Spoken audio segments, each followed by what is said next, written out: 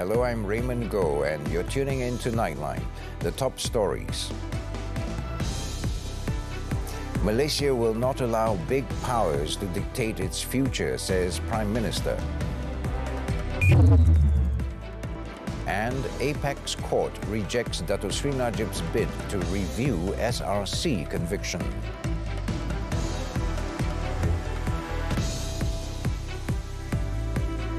Good morning.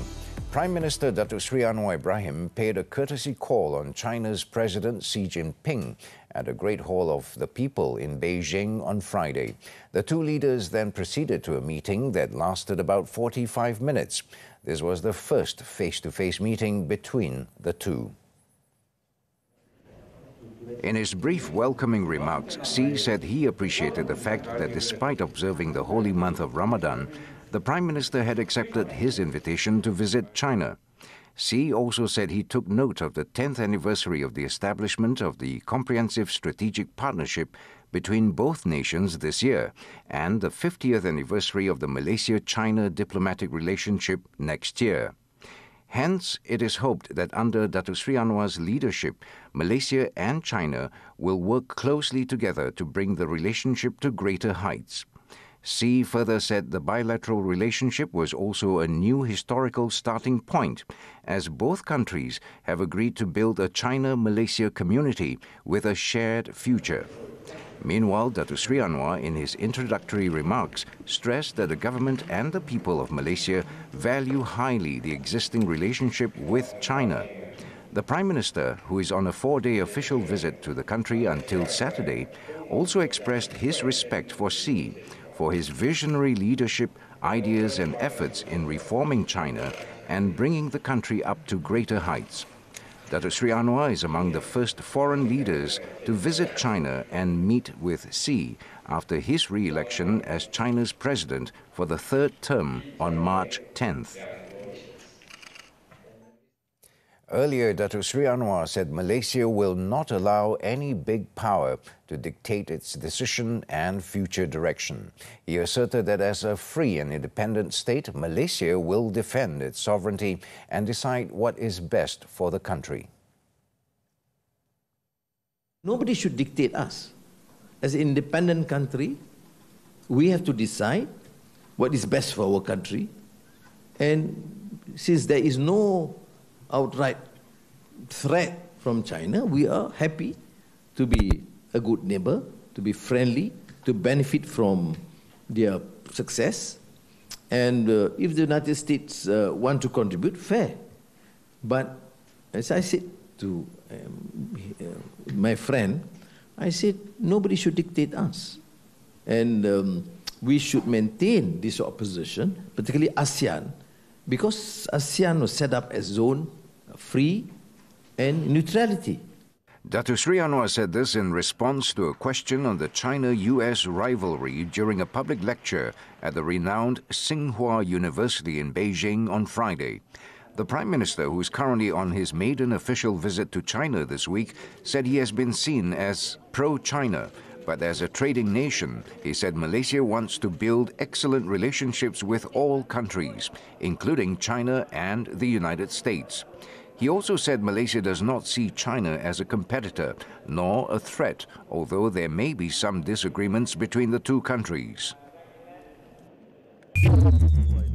Meanwhile, Dato Sri Anwar said Malaysia wants to forge closer collaborations with universities in China in order to tap into researchers in various fields that can benefit both sides.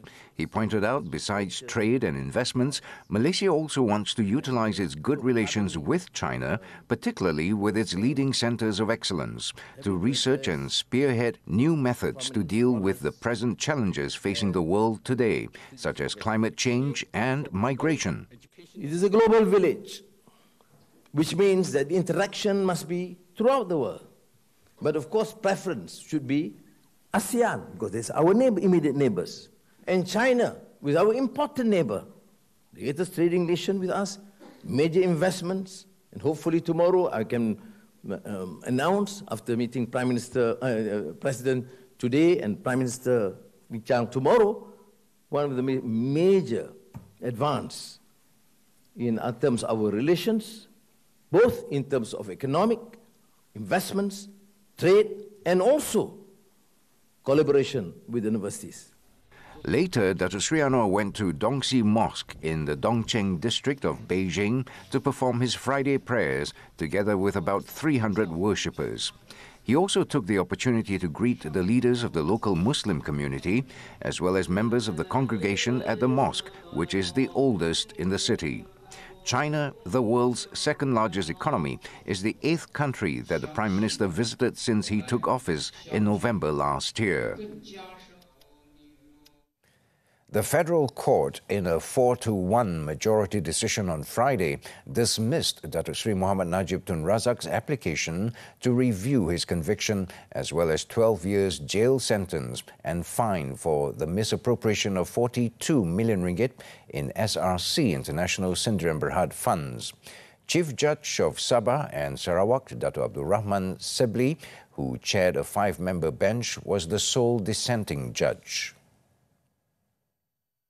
The majority decision was read out by Federal Court Judge Dato' Vernon Ong Lam Kiat.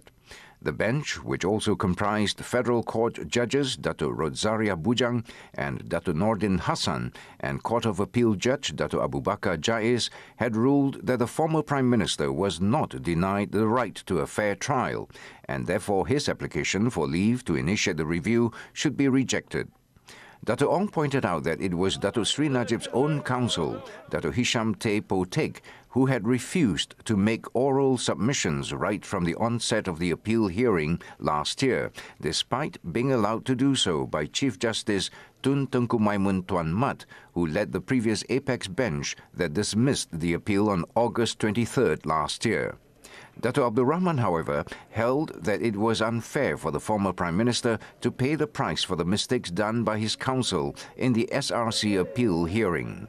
Dato' Sri Najib would have been released on bail pending a rehearing either at the Apex Court or a retrial at the High Court if his application had been granted. However, Dato' Sri Najib would now have to continue serving his sentence in the Kajang prison. Meanwhile, Dato' Sri Najib is expected to file a second review application following the decision by the Federal Court bench over his conviction and sentencing in the SRC corruption case.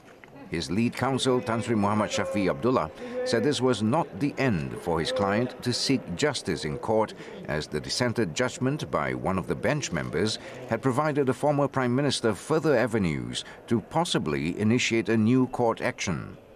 This is what was held in the minority judgment that sort of excites me, because it is something which I expected. A judge of the caliber of Rahman Sebli, the Chief Judge of Sabah Sarawak.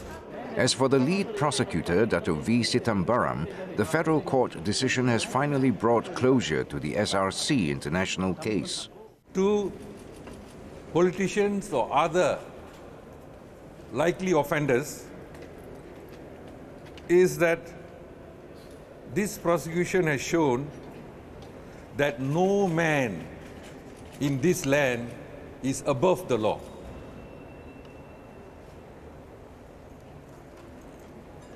And I want to stress, this successful prosecution must send a chilling message to all would-be offenders that the law will catch up with you. He added that the decision was also a vindication that the charges against Dato' Sri Najib were legally mounted and not politically motivated by the prosecution. Newly appointed Malacca Chief Minister Datuk Sri Abdul Rauf Yusof said he will make an announcement on the new Executive Council lineup within 48 hours. The Tanjung Bidara Assemblyman said he will discuss the matter with UMNO President Datuk Sri Ahmad Zahid Hamidi and did not rule out forming an administration along the lines of the Federal Unity Government. Saya akan merujuk kepada Presiden saya dulu bagi memastikan apakah ada tujuannya. Kemudian saya akan mengambil petua tersebut untuk merangka Exco Kerajaan Negeri. Dato Sri Abdul Rauf also said that all projects and programs planned under his predecessor, Dato Sri Sulaiman Mat Ali's administration, would be improved for the betterment of the people. Segala dasar dan juga peraturan yang sedia ada yang memberi manfaat yang baik pada negeri Melaka akan saya teruskan bagi memastikan bahawa urus takbir lebih baik akan dijadikan panduan kepada pentadbiran kerajaan ini. He also vowed to make Malacca an investor and business-friendly state, as it was a destination of choice for investors coming to Malaysia. Earlier on Friday, Dato Sri Abdul Rauf was sworn in as the 13th Malacca Chief Minister in a private ceremony at Dewan Sri Utama Sri Negeri at 3:33 p.m. He received his letter of appointment and took the oaths of office, loyalty and secrecy before Malacca Yang di-Pertua Negeri Tun Muhammad Ali Rustam. The 61-year-old Malacca UMNO State Liaison Committee Chairman replaces Dato Sri Sulaiman, who is also Lendu Assemblyman, following the latter's resignation from the post on Thursday. It was understood that Dato Sri Sulaiman made the decision after a meeting with Dato Sri Ahmad Zahid. The former two-term Malacca Chief Minister, however, denied that he was forced to resign from the post. The issue of the change in Chief Minister arose a few months after Barisan Nasional's big win during the snap state election on November 20th, 2021.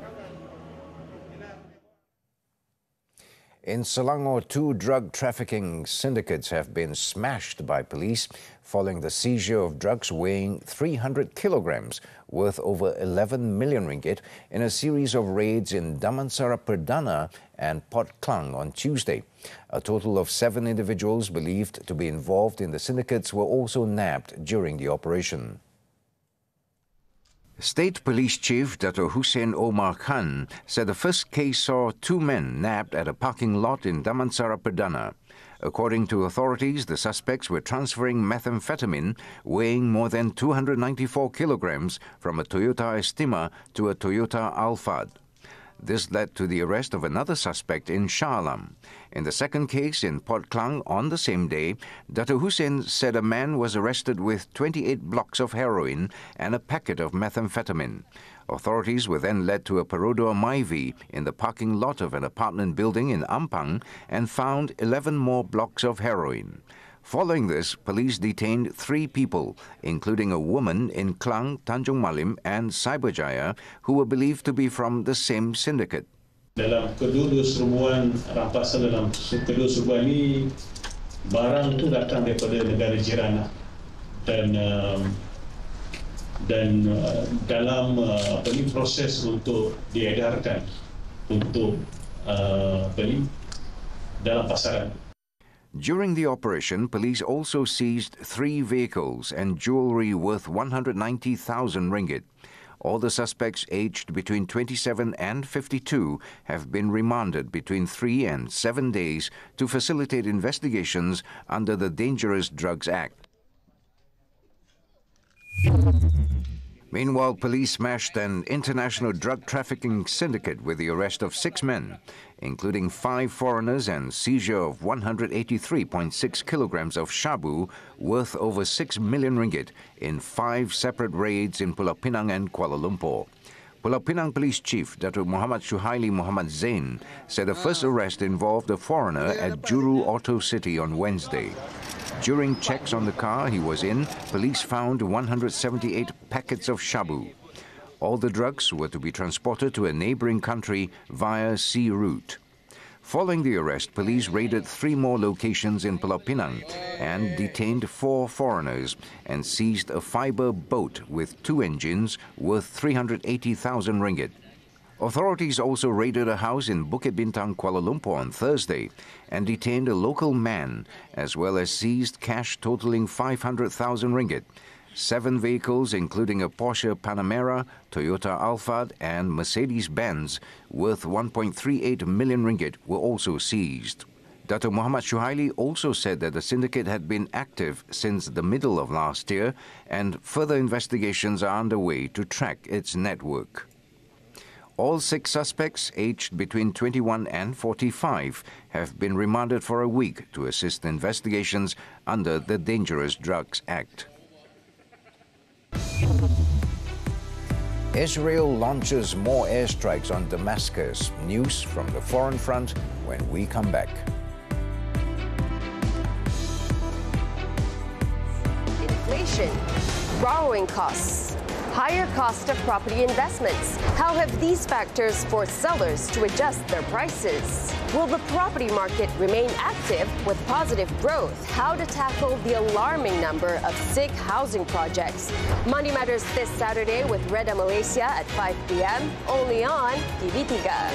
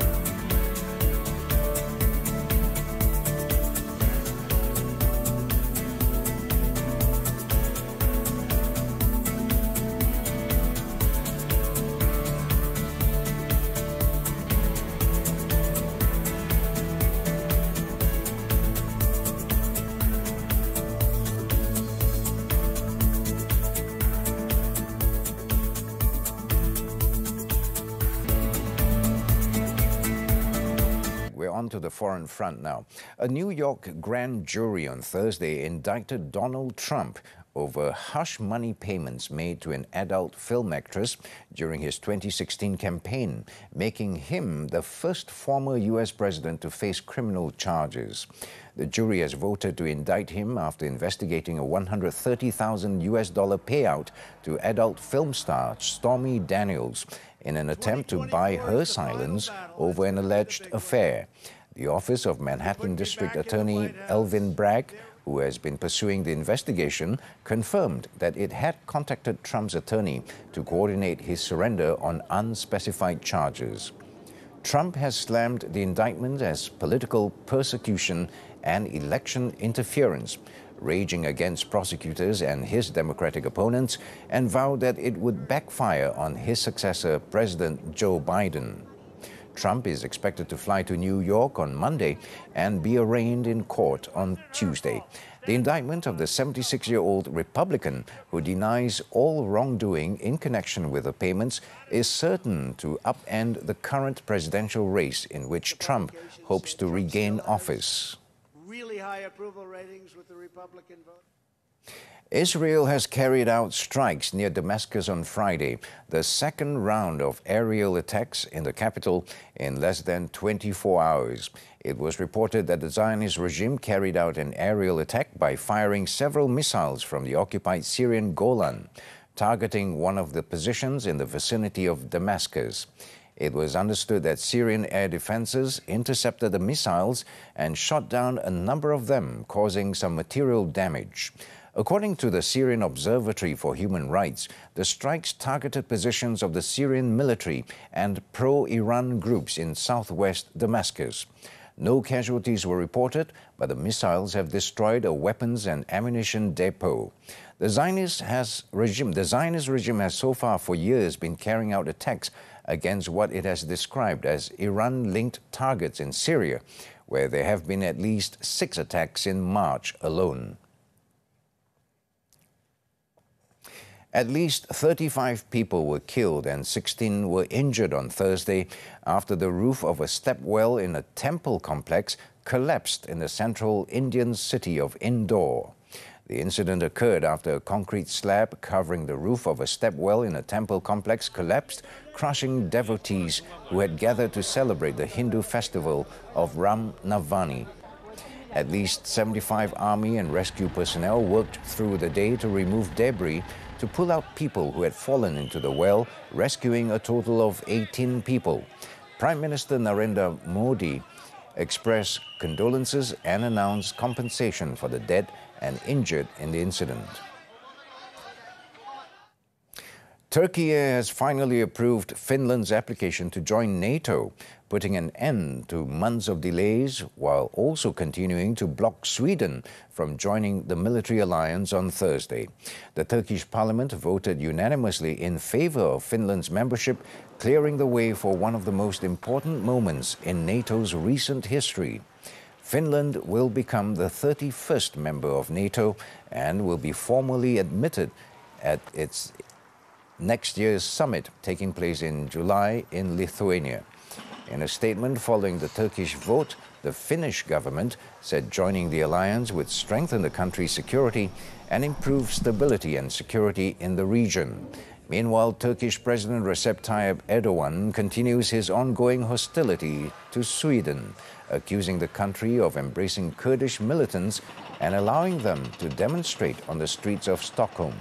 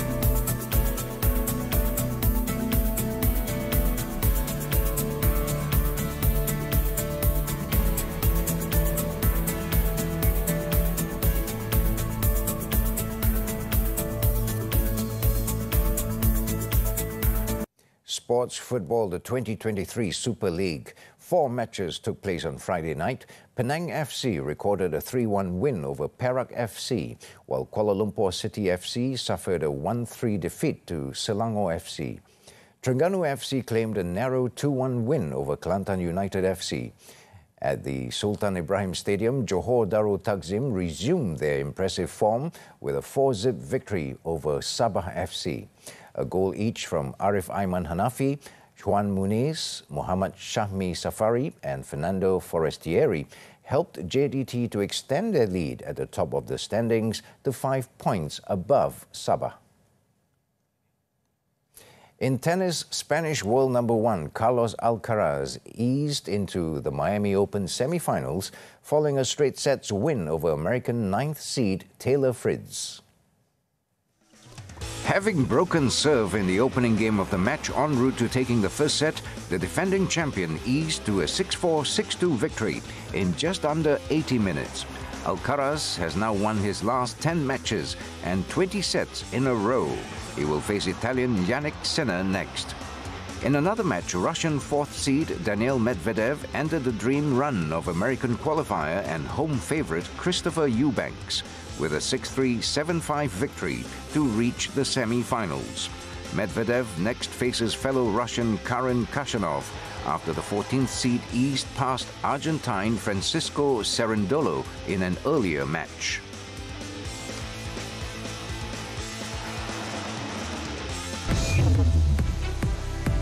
Supply of chickens, eggs adequate throughout Ramadan. This and more when Nightline returns.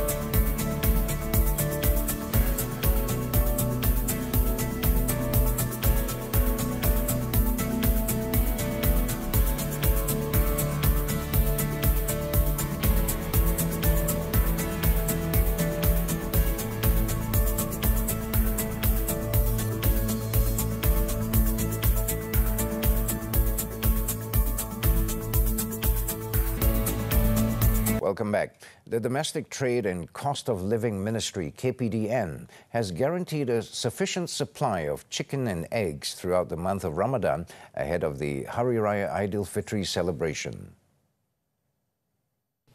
The ministry said that farm operators through the Federation of Livestock Farmers Association of Malaysia, FLFAM, have also given their assurance that there will be enough supply of chicken meat and eggs during the period. In a statement on Friday, KPDN said that it has held engagement sessions with the Finance Ministry, the Agriculture and Food Security Ministry, the Department of Veterinary Services, the Malaysian Quarantine and Inspection Services Department, as well as the producers represented by FLFAM, to ensure that the issue of supply and price of chicken and eggs is dealt with holistically. The producers have also expressed a commitment that they will work with the ministry to deal with any issue of supply disruptions in the country by immediately channeling supplies to any locations that face disruption. In Kuala Lumpur, police seized 6 boxes of ganja-infused brownies worth 21,000 ringgit and marijuana worth 166,000 ringgit in 2 separate raids. City Acting Police Chief Datuk Yahya Othman said a 19-year-old student was arrested while transporting 6 kilograms of the brownies during the first raid, which was conducted on March 25th. In a statement on Friday, Datuk Yahya said the suspect was believed to have been selling the brownies for about 3 months. Checks found that the suspect has no past criminal record and tested negative for drugs. Meanwhile, in the second raid in Subang Jaya on March 27th and March 28th, a 31-year-old Indonesian man was detained by police after they discovered that the man had stored 56 kilograms of marijuana in a container that was buried underground. Police also seized 1 kilogram of shabu worth 26,000 ringgit, which brings the total value of the drug seizure in the 2 raids to 213,000 ringgit. The suspect, a gardener, has no prior convictions but tested positive for methamphetamine.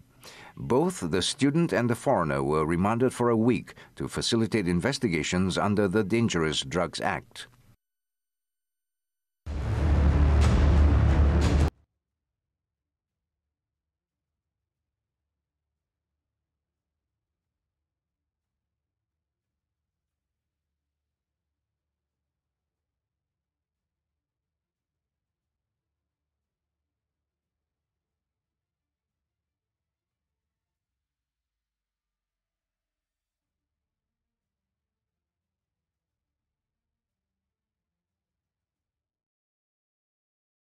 And that concludes Nightline this time around. As we wrap up, let's take a look as hundreds of Pakistanis gather for outdoor iftar in Islamabad, followed with Maghrib prayers and also to celebrate the holy month of Ramadan. With that, I'm Raymond Go. Thank you for tuning in, and to all our Muslim viewers, Selamat Bersahur.